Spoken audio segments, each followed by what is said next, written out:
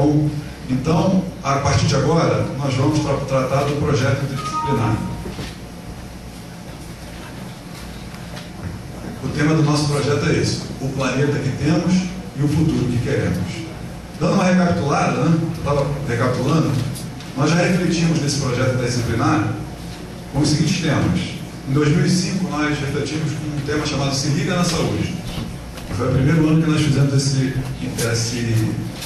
essa reflexão unificada. Depois nós tivemos o Mídia Formando o Cidadão. Tivemos o Trânsito com Vida. Tivemos o Preservar para Viver.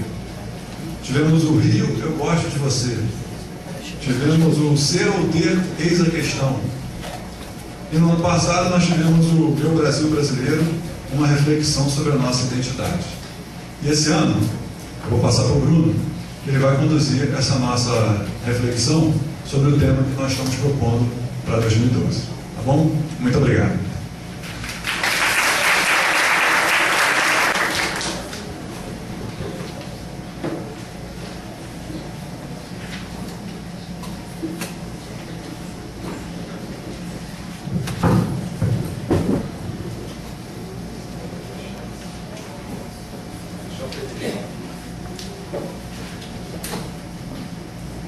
Boa tarde.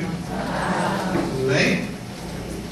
Então, gente, em primeiro lugar, quero agradecer aí a gestão, a superintendência, a oportunidade de poder, mais uma vez, estar dividindo com vocês aqui a questão da aula magna, do projeto interdisciplinar. Eu já dei outras aulas magnas, acho que é a terceira que eu estou dando desses projetos todos. É muito legal, janeiro de trabalho, mas com certeza vale a pena. Esse ano a gente procurou criar um marco conceitual. Por quê? A gente vinha aqui, dava aula e não entregava um material que fosse um ponto de partida para vocês. Esse ano a gente criou um material, fizemos um grupo de estudo, que eu vou mostrar daqui a pouco como é que foi, e criamos um marco conceitual que vai ser publicado no site da escola. Tá? Esse marco conceitual, ele além de possuir artigos, ele possui dicas dos caminhos que a gente pode tomar. Foi mais ou menos assim. O grupo de estudo foi formado por mim, pela professora Adriane, pela professora Monique e pelo professor Gilmar Machado. Né? Nós discutimos com a superintendência o caminho que deveria ser tomado e a partir daí começamos a nossa rotina de estudos. Eles iam lá para a minha sala, levavam literatura, levavam as ideias e a gente discutia. Foram discussões muito produtivas, muito interessantes. Como é que isso funcionou? Antes disso, para a estruturação dessa aula que foi feita, esses personagens aí foram fundamentais para que isso tudo que está acontecendo aqui se realizasse, né? O DCMEC, o grupo de estudo, a direção de funcionários do Caxambi, a professora Cláudia Eliseu e o coro misto, que executou o hino nacional, o Mauro Marques, que está dirigindo essa aula, o professor Reinaldo, que está me dando assessoria técnica, o professor Vitor Alvim, que está presente, que vai falar sobre literatura de cordel, o Pardal, que está aí no som e na luz, e a Ana Beth, que vai fazer uma participação especial.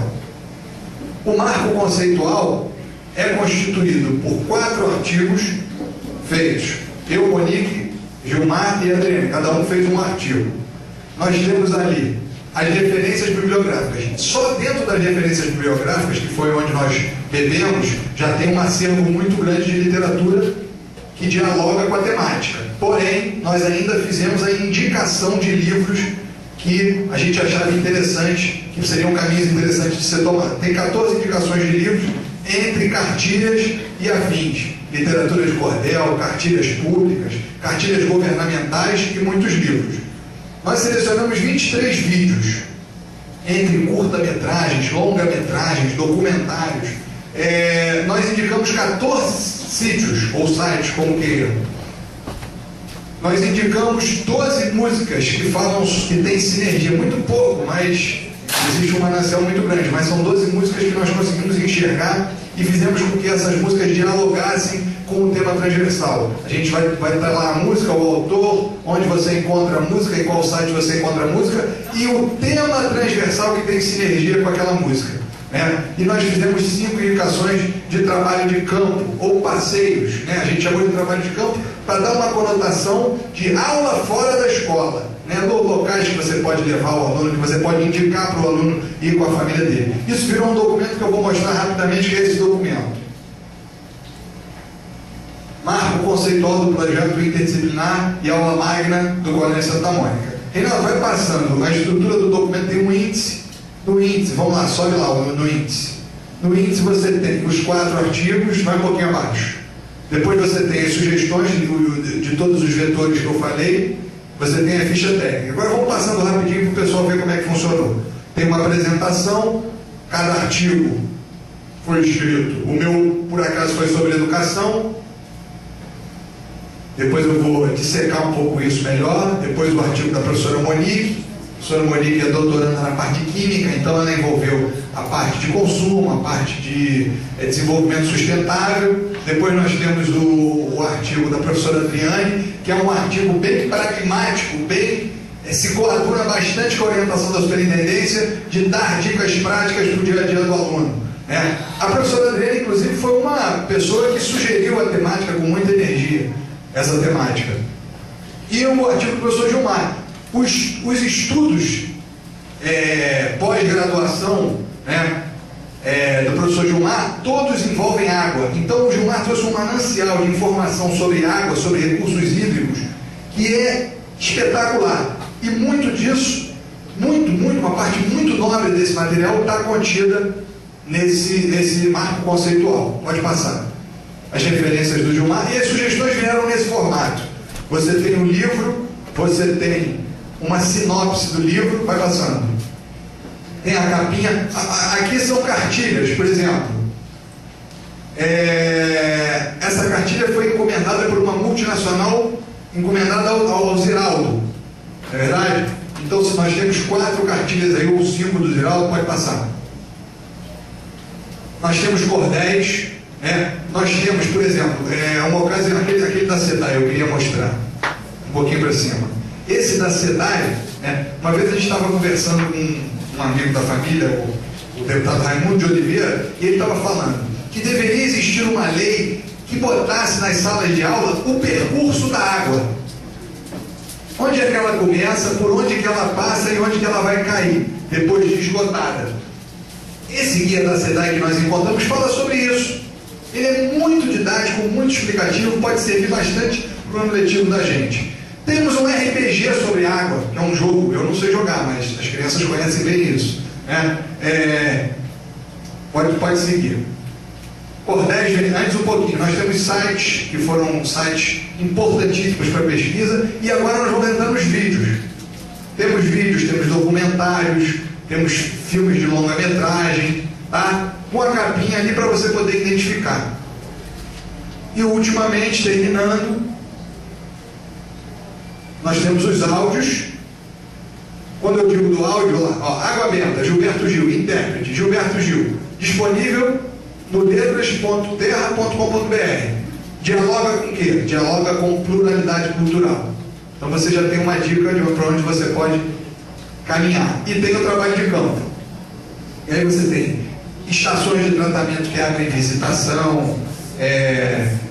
Por acaso, foi até o Felipe que me falou, aquele metrô que está sendo aberto na Barra, é aberto à visitação. Você pode levar o teu filho lá, entrar no túnel que está sendo cavado para ganhar o maciço da Tijuca, né? Então, existem coisas no Rio de Janeiro que a gente pesquisou, que a gente pode instruir os alunos e os familiares a frequentarem, e dão quantidade nesse material. E a ficha técnica.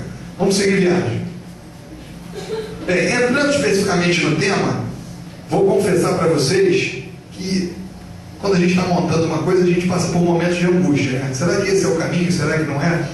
Pela abrangência desse tema, eu tive muitos momentos de angústia. Por onde que eu vou começar? Que caminho que eu vou tomar? O tema é muito abrangente. Aí eu lembrei do meu orientador, que quando a gente começava a falar, ele falava pra gente, ó, o seu poder de síntese está em jogo. Porque quando eu acabei meu mestrado, eu fiquei 5 anos fazendo, eu tive 20 minutos para defender o que eu estudei em 5 anos. Aí isso me acalentava. Eu falei, pô, se eu conseguir vencer aquele desafio, eu vou procurar seguir a mesma linha e tentar passar o máximo de conhecimento para vocês, trocar o máximo de conhecimento com vocês nesse curto espaço de tempo. Bem, um mundo em transição, um mundo multipolar.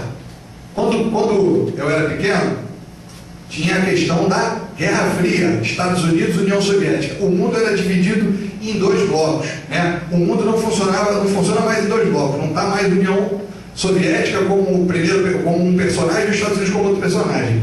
Os Estados Unidos em declínio, porém com hegemonia militar, mas com dificuldade de lidar com o fundamentalismo religioso. Então ele chega com a mensagem de liberdade num país, se instala para instalar a democracia, só que ele enfrenta desafios fundamentalistas. Será que o arsenal bélico é um componente tão forte como no passado, quando uma pessoa dá a própria vida pela causa, pela fundamentação religiosa?